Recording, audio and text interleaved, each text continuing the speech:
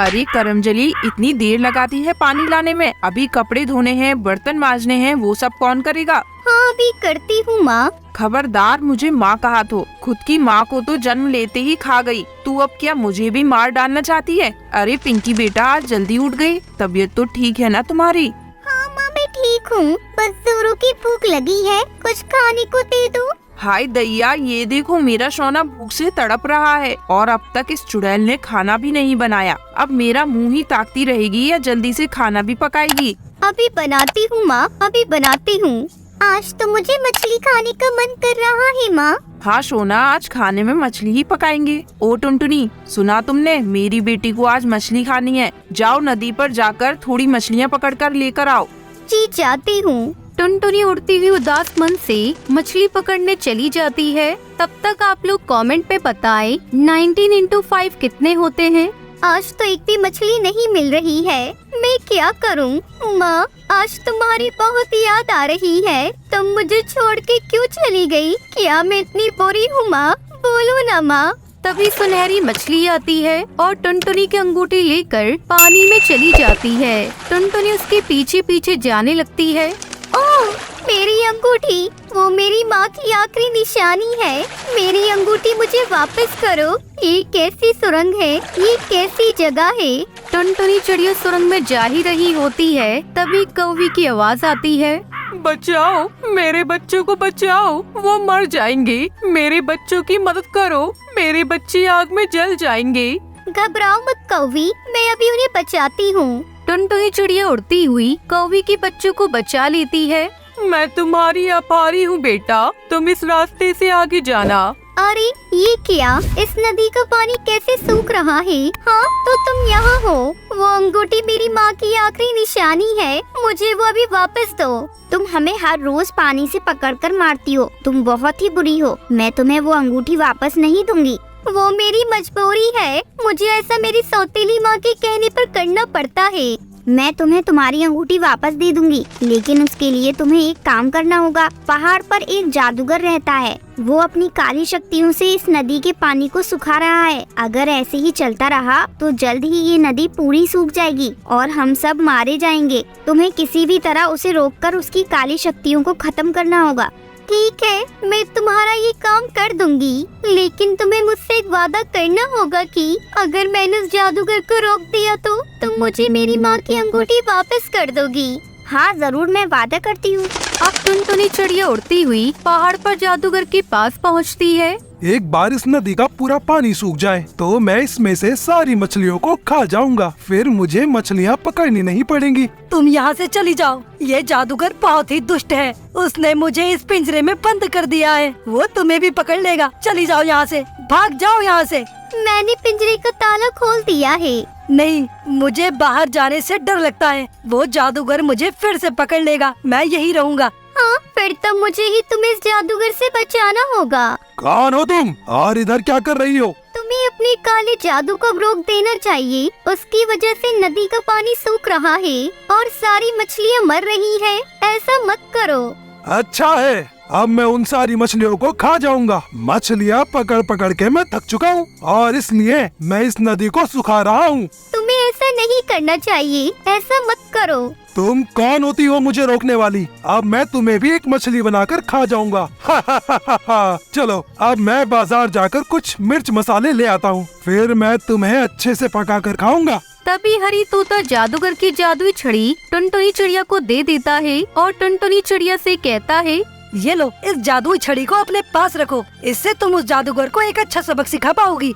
एक दुष्ट जादूगर पक्षियों को पकड़कर तुम कैद करते हो ना, अब हम तुम्हें मजा चखाएंगे। मछलियाँ तो तुम्हें जरूरत के हिसाब से मिल रही थी, लेकिन तुम लालची होकर उन सभी को खाना चाहते हो। लालच और जरूरत में बहुत फर्क होता है। तुम अपने लालच और फायदे के लिए दूसरों को नुकसान पहुँचा रहे हो।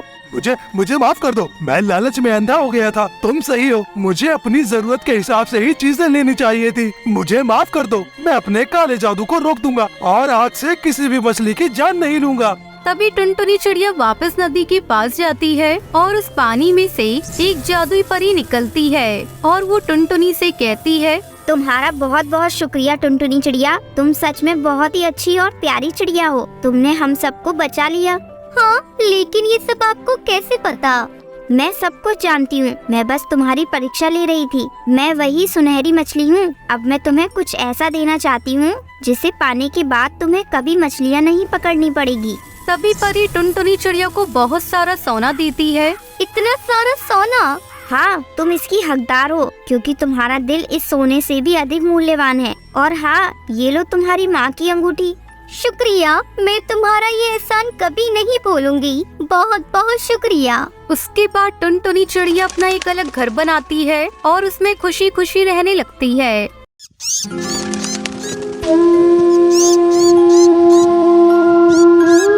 टुनटुनी की माँ उसे जन्म देते ही गुजर गई। तब से उसके पिता ही उसकी देखभाल कर रहे थे। पता नहीं मेरी बच्ची तू कैसा नसीब लिखवा कर आई है। तेरे पैदा होते ही तेरी माँ चल बसी। अब बिना माँ के तेरा क्या होगा। टुनटुनी को माँ की जरूरत थी, इसलिए टुन्नू ने लाडो नाम की चिड़िया से शादी कर ली। कुछ दिनों तक लाडो चिड़िया ने टुनटुनी की अच्छे से देखभाल करी, लेकिन कुछ दिनों बाद वो टुनटुनी से सौतेला व्यवहार करने लगी।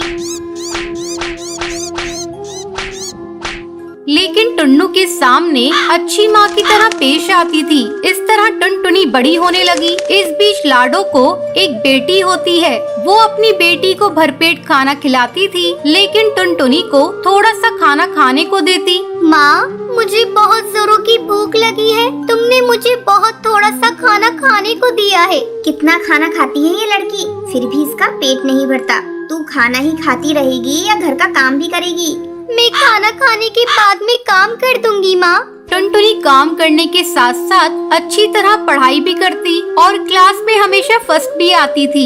इसी तरह समय गुजरने लगता है। दोनों बेटियां बड़ी हो जाती हैं। तब एक दिन टुन्नू लाडो चिड़िया से कहता है, लाडो, टुनटुनी और भूरी बड़ी हो चुकी हैं। मैंने टुनटुनी के लिए एक पक्षी देखा है। वह एक इंजीनियर है। पैसे की भी कोई डिमांड नहीं। उस घर में जाकर टुनटुनी खुश रहेगी। हमने तो जैसे तैसे दिन गुजार लिए, लेकिन मैं चाहता हूँ कि हमारी बेटियाँ खुश रहें। कल पक्षी के घर वाले टुनटुनी को देखने आ रहे हैं। तुम टुनटुनी को अच्छी तरह से तैयार कर देना। ये सुनकर लाडो चिड़िया जल भुन जाती है। तुमने टुनटुनी के लिए इंजीनियर पक्षी देखा है? टुनटुनी तो बिल्कुल गंवार है। उस इंजीनियर पक्षी से एक भी दिन नहीं बनेगी। ऐसा करो, तुम उस इंजीनियर पक्षी से मेरी बेटी भूरी की शादी करा दो। ये तुम कैसी बात कर रही हो?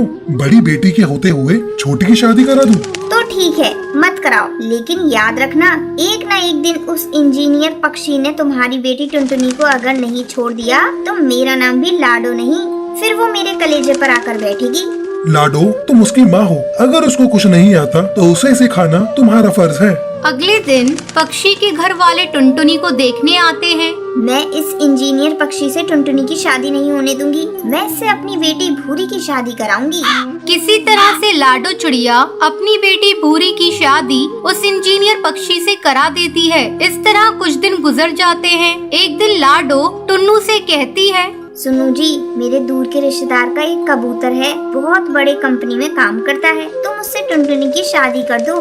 इस तरह टुनटुनी की शादी उस बंटी कबूतर से हो जाती है। शादी के कुछ दिनों बाद टुनटुनी को पता चलता है कि जिससे उसकी शादी हुई है वो पक्षी एक गरीब मजदूर है। बंटी, आप एक मजदूर हैं? मुझे तो बताया गया था आप एक बड़ी कंपनी में काम करते हैं। कोई बात नहीं, ये सब मेरे नसीब का खेल है। अगर मेरे नसीब में होगा तो आप एक बड़ी कंपनी में काम करेंगे।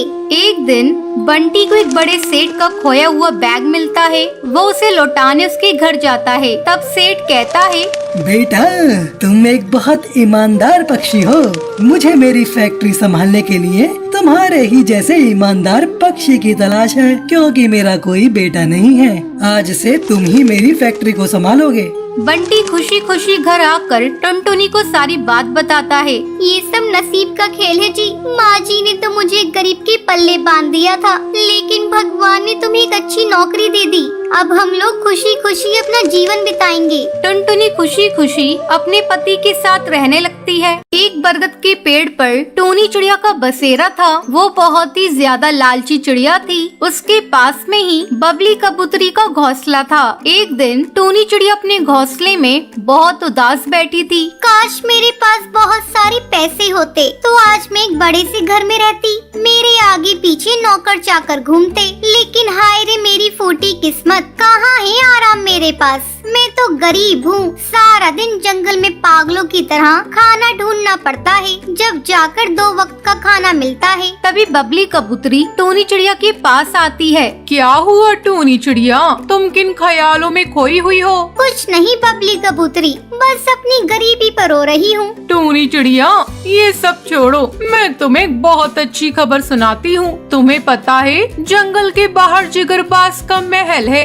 उसके यहाँ एक नौकरी है जिसके लिए चिड़िया की जरूरत है। अगर वो नौकरी मिल गई तो फिर हमारे बल्ले बल्ले होंगे। मैं तो वहीं जा रही हूँ। तभी टूनी चिड़िया सोचती है, अरे वाह, कितना अच्छा मौका है। उस महल में तो खूब सारा खजाना है। वो खजाना मुझे मिल गया तो मेरी जिंदगी बदल जाएगी। चलो जिगरबाज को बेवकूफ बनाया जाए। धीरे धीरे उसका सारा खजाना लेकर मैं रफू चक्कर हो जाऊंगी। अब टूनी चिड़िया जिगरबाज के पास जाती है। वो उसे नौकरी पर रख लेता है। ऐसे ही काफी दिन गुजर जाते हैं। एक दिन जिगरबाज का सेनापति कालू कौवा उससे कहता है, मालिक खजाना महल में लाना है। उसके लिए मुझे कुछ सिपाहियों की जरूरत थी। आप बताइए मैं किसे लेकर जाऊं? कालू कौवे, तुम टूनी चिड़िया को अपने साथ ले जाओ। मालिक वो अभी नई नई आई है, उस पर भरोसा करना ठीक नहीं होगा। नहीं कालू कौवे, मुझे उस पर पूरा विश्वास है। तुम उसे अपने साथ ले जाओ, ये हमारा आदेश है। कालू कौवा अपने साथ टूनी चिड़िया को खजाना लेने के लिए ले आता है।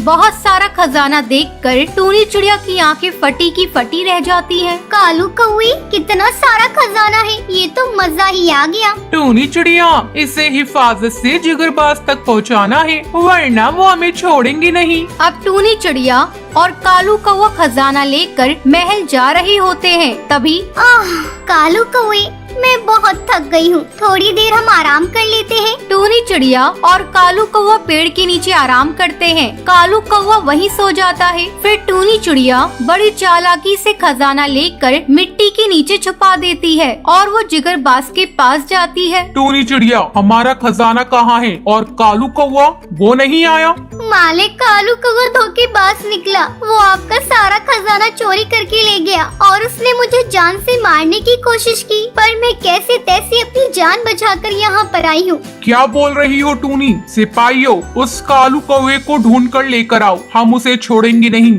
हमें धोखा देने की उसे सजा मिलकर रहेगी।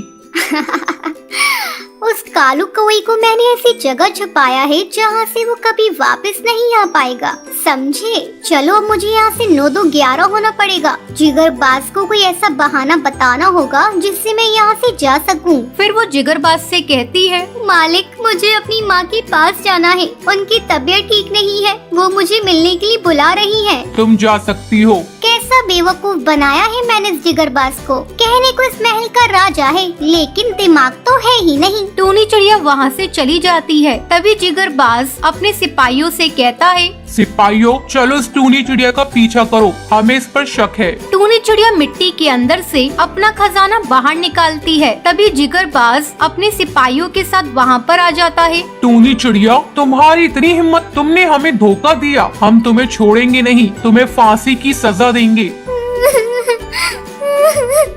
जिगरबाज, मुझे माफ कर दो, मुझे जाने दो। मुझसे बहुत बड़ी गलती हो गई। मुझे पैसों का लालच हो गया था, मुझे माफ कर दो। जिगरबाज टूनी चिड़िया की एक भी नहीं सुनता है और उसे फांसी पर लटका देता है। टूनी चिड़िया को उसके किए की सजा मिल जाती है।